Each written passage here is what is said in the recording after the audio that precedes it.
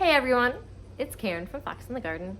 It is a gorgeous fall day here at my abode. I thought I'd take you along for a little garden tour as the fall sets into the garden and we start winding down some things and start growing other things.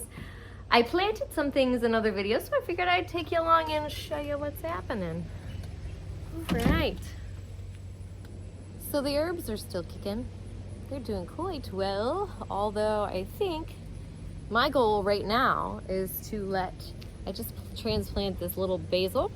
I really want to let it go to seed because apparently the seeds that I have right now for this are not germinating well. It's actually what I used in the grow tent. So these guys seem to do really well if I just let them go to seed. So I think that's going to be my goal, is to let this stuff go to seed so that I can use the seed next year or in my grow tent or whenever. So I'm super stoked about that.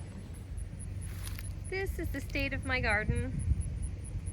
You guys probably aren't too familiar with it. I haven't shown it in its full extent, but right over here are my peppers that I've talked about. This is the kale and bok choy that have been growing. These were some tomatoes and cucumbers, and actually I do have one little Kajari melon that's coming along, but it will not be ripe, unfortunately, before the first frost, which I have a feeling is coming very soon. Shishitos are still producing. The peppers really are just kicking butt right now. I'll be sad when the frost comes, but I have decided to take them all up. Oh yeah, these tomatoes are done for. I still have some like these guys coming along. Blueberry creams are still coming along.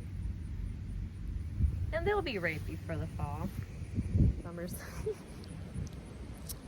Ooh, what a sunny day. Too sunny probably. Alright, well it looks like I have some carrots coming along too, which is great. And my green beans are also kicking butt right now. These are the best green beans. I love them so much. They're just a perfect little green bean. Some of them are really skinny, so you can do like really good stir fries with them, which is awesome.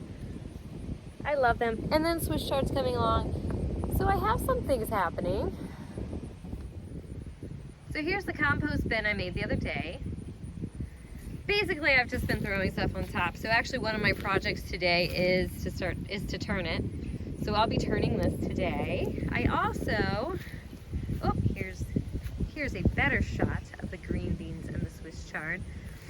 Down here I planted lettuce, and again, no luck with the lettuce. I feel like I had this issue in the spring too.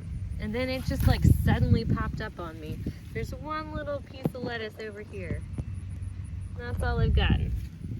Everything else is just weeds. So, failure on the lettuce part, unfortunately. But I think I'm going to grow some more in the grow tent. So I'll take you over to see the grow tent too, but some things just are not looking so hot.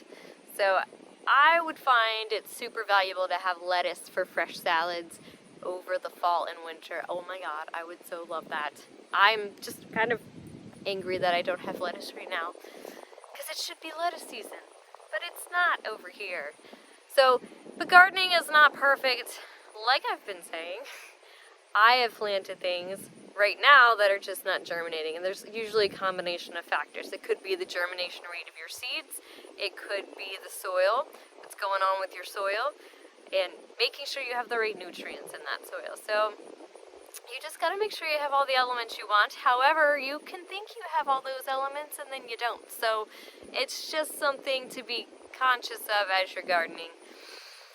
You know, I really do this garden because I want to sustain myself and produce food for myself. But can you imagine doing this? I cannot imagine doing this in a time where that's all I had and all I depended on. And it so baffles me how people have lost their skill to do this. And I have to sit here and recreate these skills from scratch. But that's okay. Every chance and every failure you get in gardening means that you learned something that year. Anyways, I wax philosophical again. But I am very hopeful, and I think some of these things will ultimately turn out. So the grow tent is coming along. We have, fortunately, a bunch of purple basil coming up, which is great. Unfortunately, no Italian basil coming up. I really think the germination of this seed has unfortunately like dropped significantly. I bought them back in 2020, so I guess it's been 2 years. It was actually difficult for me to germinate it even back then, so I don't know if it's just me or just the seeds. Going with the seeds. Let's just say it's the seeds. We also, it's probably very difficult to see, but with this light, but those are chives. They don't look, I don't know if you guys can see this. This is the casing of a monarch chrysalis. I was so excited to see this. So excited. I jumped up and down with my daughter because this means that the the milkweed over here, the milkweed vine that was growing, produced and attracted monarchs, and they were raised in my garden, and that's so exciting. So the plan today is to weed and then remulch, unfortunately. But it looks like I have enough things germinated, thankfully, that I'll have some kale and some bok choy this winter, which is awesome.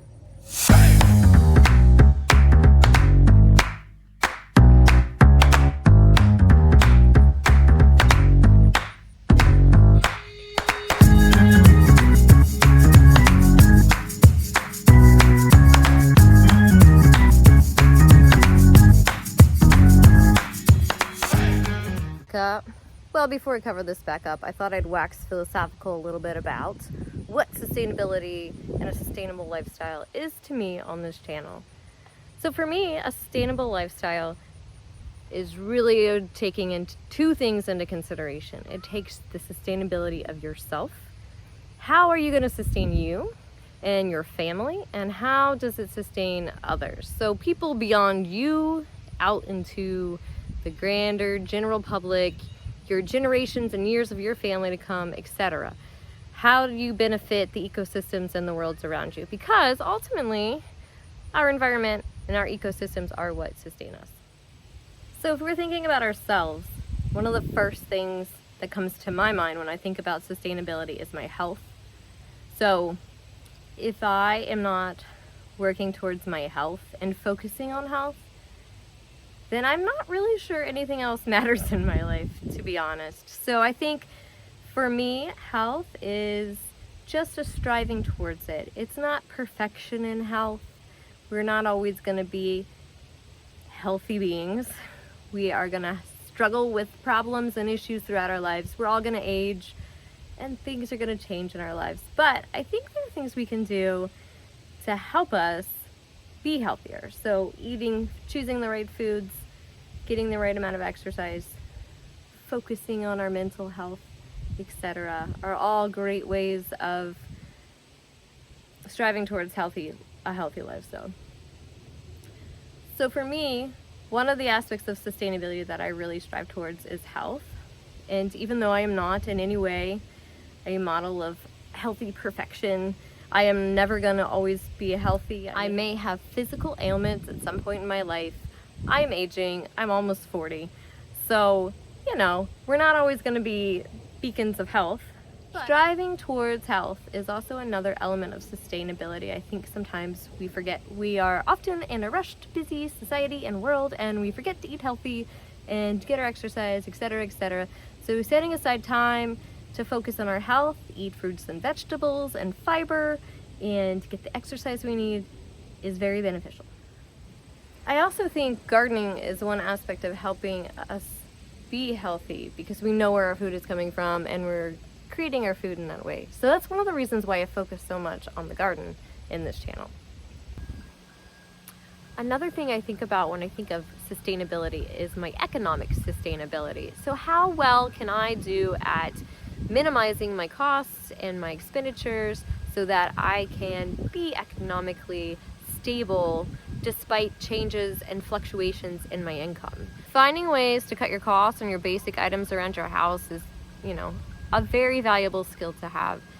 You can do that in any stage of your life, whether you have the money or you don't have the money. But I think in the end, knowing how to do that at least is an important and valuable skill to have.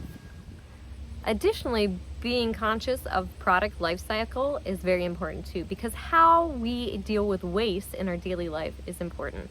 So if you're buying products that are primarily made of plastic, that's probably a no good thing, because plastic is not so recyclable these days. It really isn't. It usually just gets tossed into the landfill. So buy less plastic. Just thinking about the life cycle of the products we buy is important. So if you're buying something that's not going to break down in the end, then maybe think about things that you can. Anyways, all I'm saying is that waste and how we process waste, or how we deal with the products that create waste, is important and valuable in my thought process on a sustainable lifestyle. I keep changing locations because there's lots of construction happening. And another thing I think is important regarding sustainability is skill acquisition.